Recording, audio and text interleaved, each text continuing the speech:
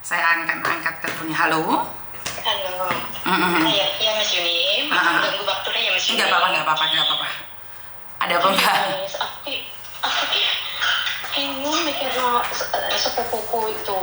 Kenapa? Dia tuh mau laki-laki toh Mas ini, bukan perempuan, laki-laki.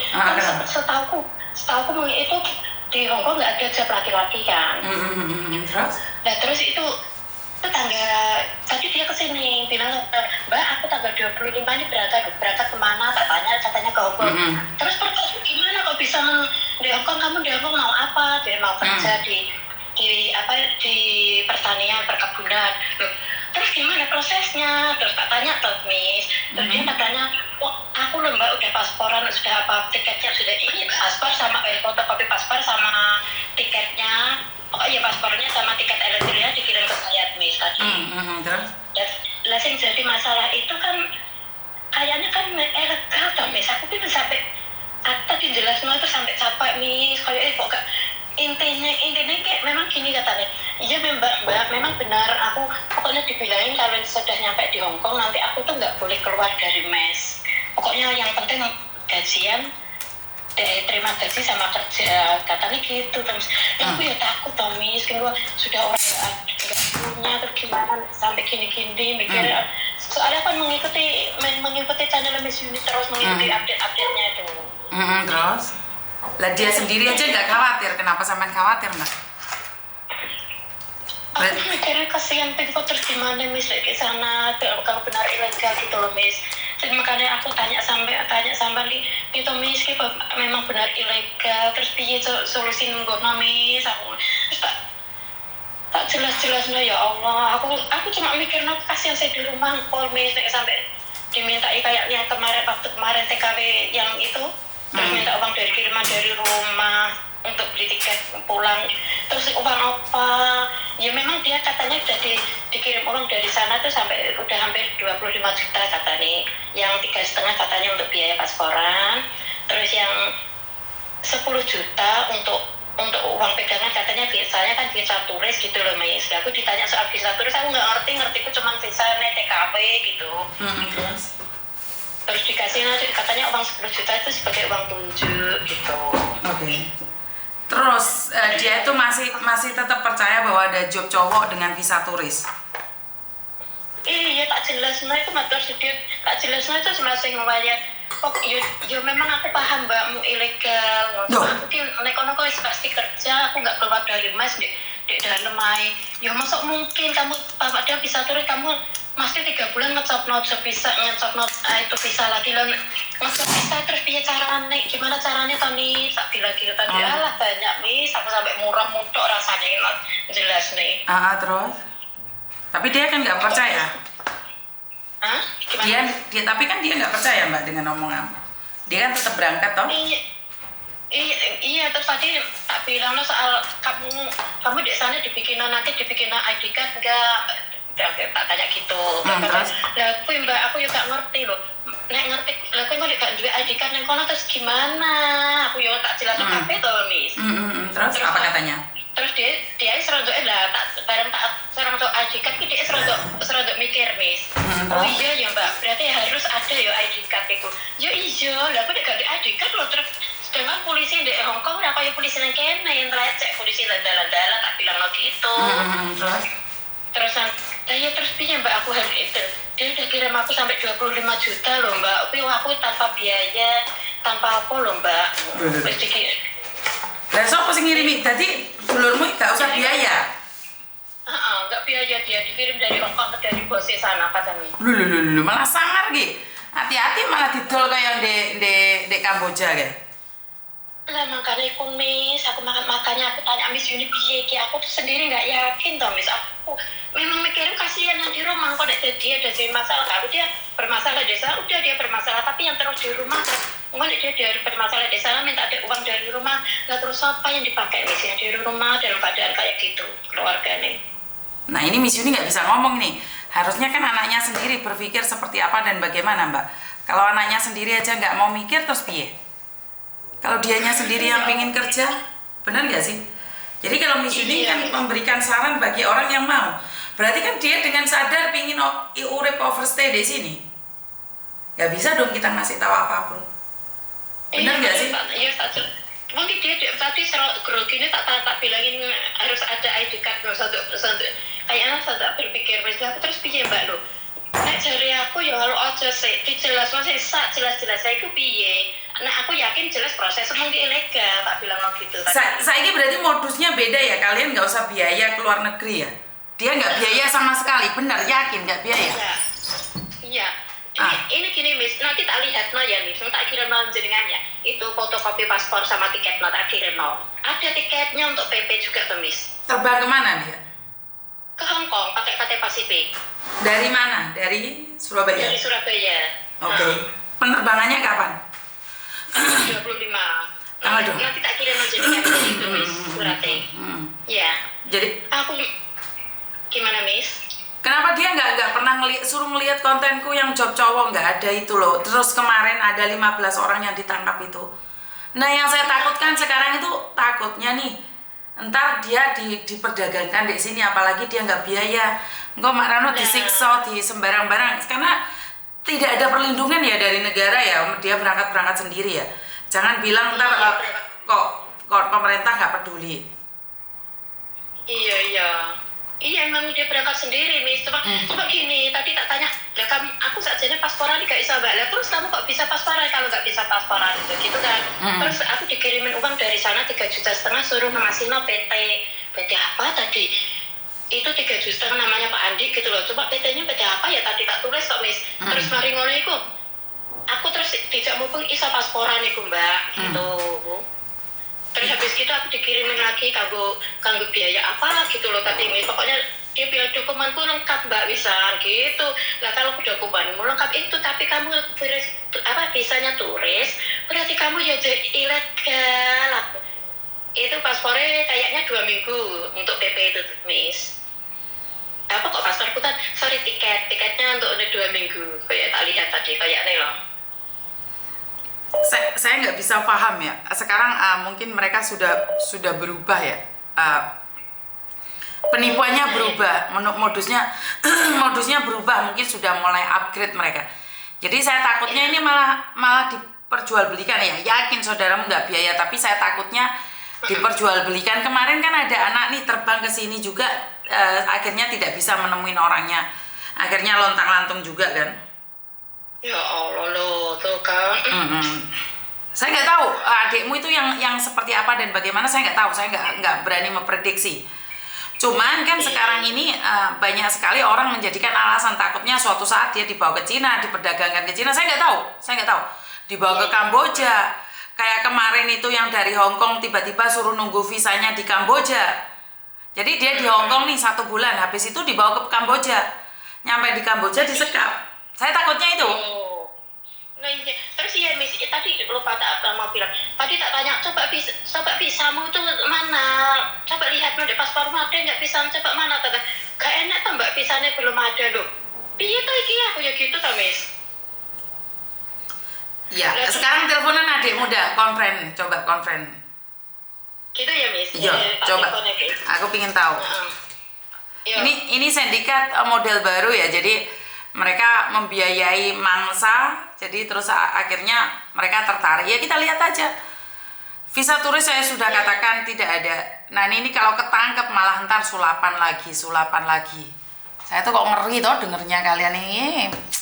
Saya tahu di Indonesia kurang lapangan pekerjaan, tapi janganlah secara ilegal itu loh. Maksud saya janganlah memakai cara-cara ilegal, karena kalau sudah kesana itu sangat bahaya sekali.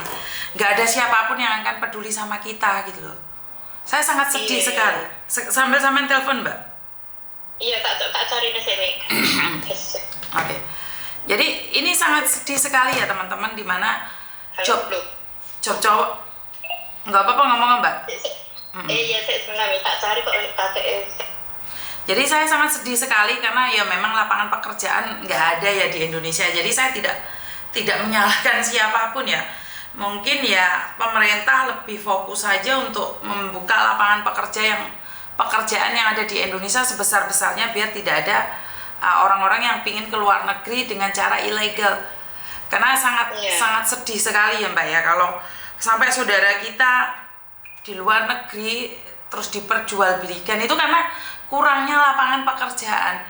Seperti yang saya katakan nih, suami istri semuanya kerja itu. Halo, assalamualaikum Nip. Halo. Nip. Ya.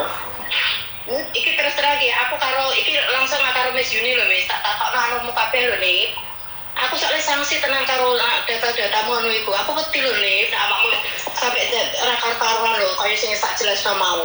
Iki kan aku telepon Miss Yuni, aku luwih anu. Coba iki anak Miss Yuni njajal nggak ngomong, iki anak Miss Yuni Miss jero iki. Miss? Oke. Halo? Biarkan dia ngomong dulu Mbak. Menip? Iya, Menip. Iya. Ngomong lagi ambek Miss Yuni lho nih, aku wis nang ngomong saiki piye prosesmu iku, anumu iku piye programmu iku, coba nang ngomong. Aku soalnya mengkhawatirkan awakmu tenang lho nih. Piye iku prosesnya nggonmu iki nang ngomong iku arek Miss Yuni saiki nang ngomong saiki. Iya, maksudnya enggak. Iku sekarang aku iya dijemput Mbak, kalongnya dijemput pokoknya. Terus? Terus? Nang ngomong terus pokoknya nang ngomong.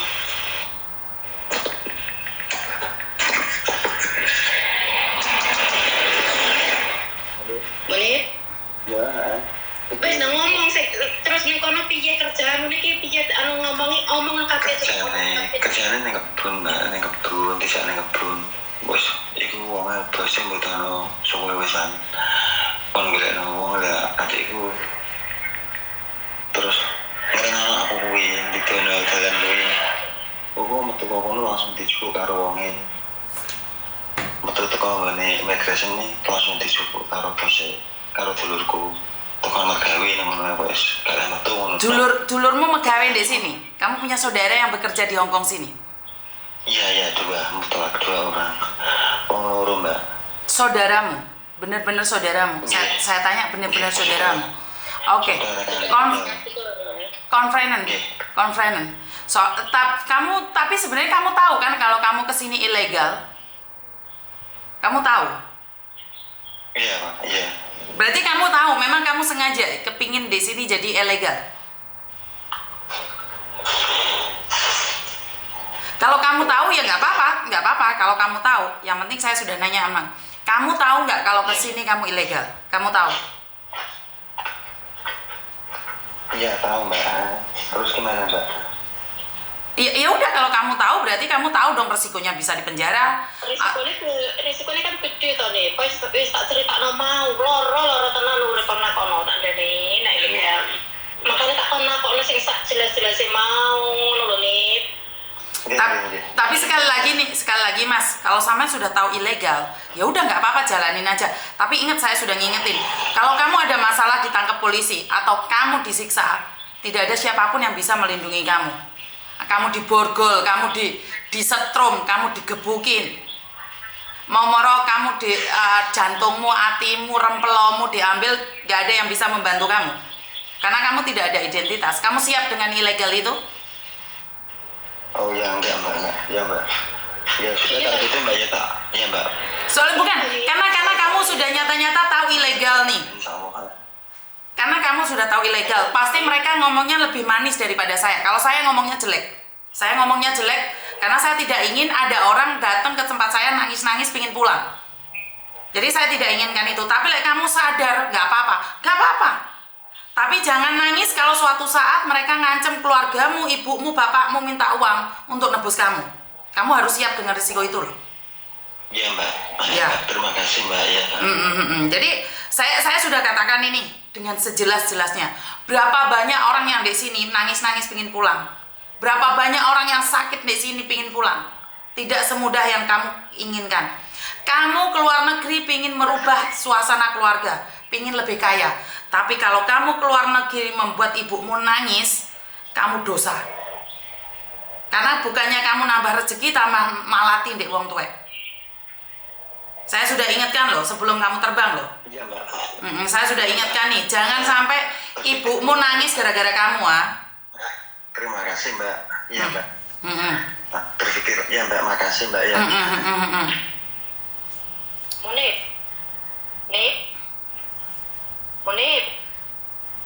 lawan. Nih, Iya, Mbak. Iya. soalnya ini loh nih, saya menyaksikan dek malah dek awakmu malah oleh duit dulu nih. Aku sanksi wedi loh nih. Kamu tanpa mengeluarkan biaya kok malah kamu oleh duit kokono. Aku tuh senang, aku sampai tak rewangi Cuma sebatas, Mbak.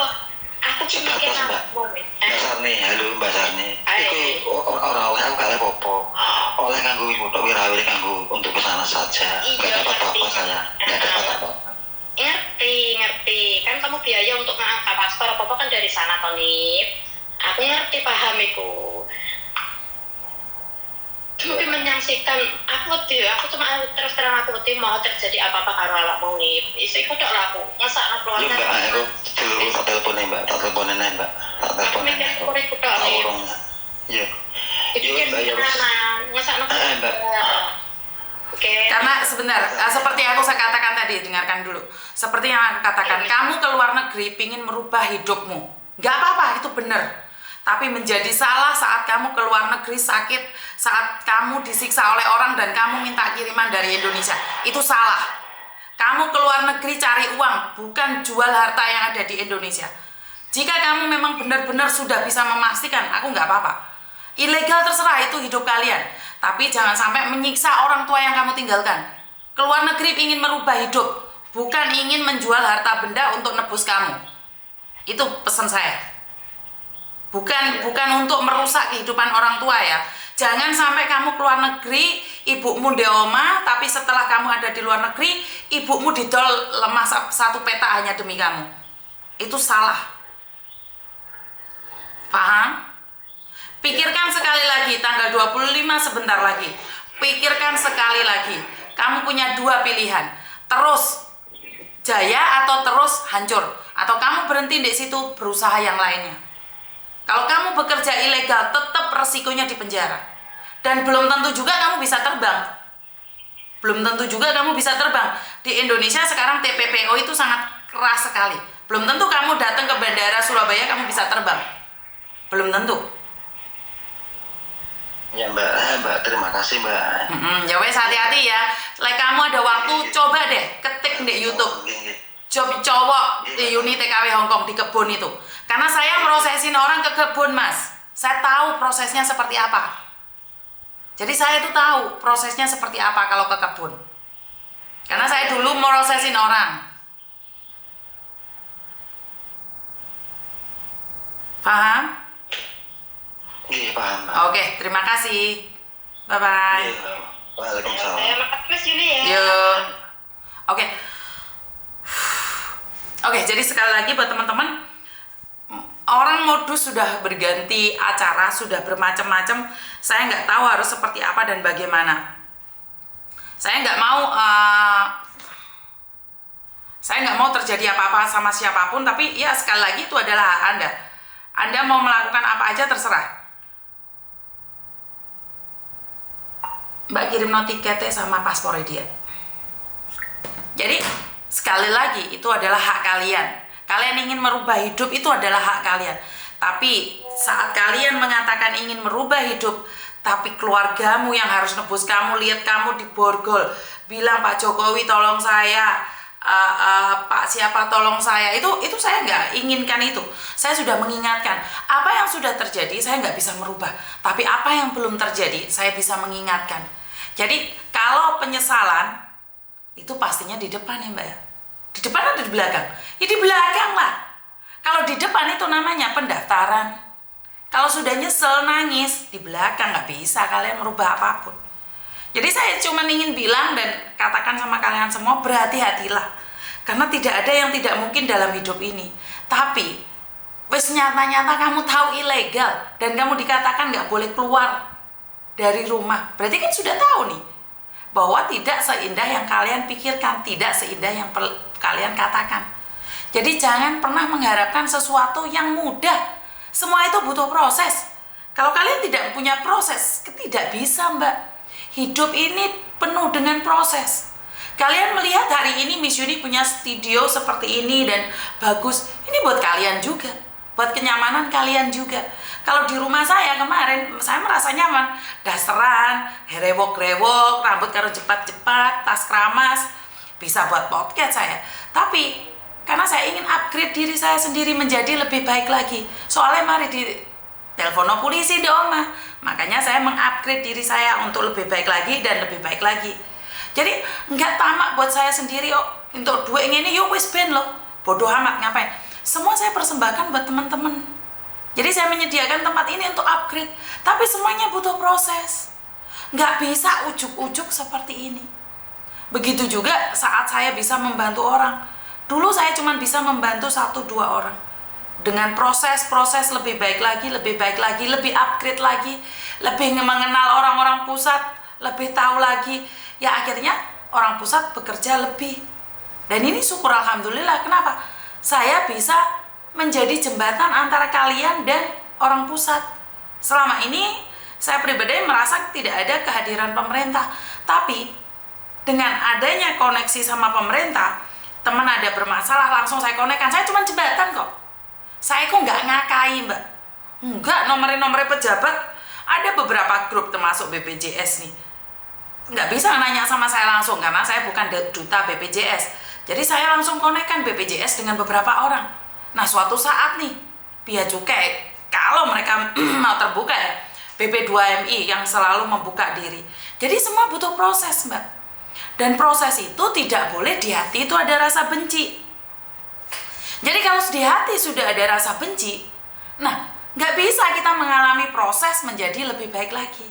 Seperti ulat menjadi kepompong terus akhirnya menjadi kupu. Nggak bisa dong ulat itu punya rasa, aku nggak mau proses, aku nggak mau bertapa, aku mau tiba-tiba jadi kupu, nggak mungkin. Akhirnya jadi laler, bosok soalnya. Bener nggak? Jadi di dalam proses itu kita harus mengakui kesalahan kita, kelemahan kita, kekurangan kita. Kadang-kadang saat-saat proses itulah yang paling sakit, paling sedih, hinaan, cacian, makian. Karena itu saya selalu bilang sama kalian, saat kalian mengalami proses yang sangat menyakitkan, jangan malah menghantam. Paham ya teman-teman ya? Kenapa saya bilang jangan menghantam? Karena kalau kita proses terus kita menyalahkan orang lain, maka kita nggak akan dapat apa-apa. Ya udah nggak apa-apa karena memang manusia tempatnya salah dan dosa, ya udah biarin aja. Benar nggak sih? Kalau kita memikirkan orang lain, kenapa sih saya sudah melakukan yang terbaik, orang itu masih menyalahkan saya? Ya memang tidak semua apa yang kita berikan pada orang itu akan dihargai. Semua butuh proses. Apakah saya sekuat ini? Enggak. Nangis kadang-kadang. Tapi mau gimana ini? Saya sudah siap dengan sosial media, saya sudah siap untuk dihina, saya sudah siap untuk dicaci. Dan saya juga siap melenting lebih tinggi. Benar gak sih?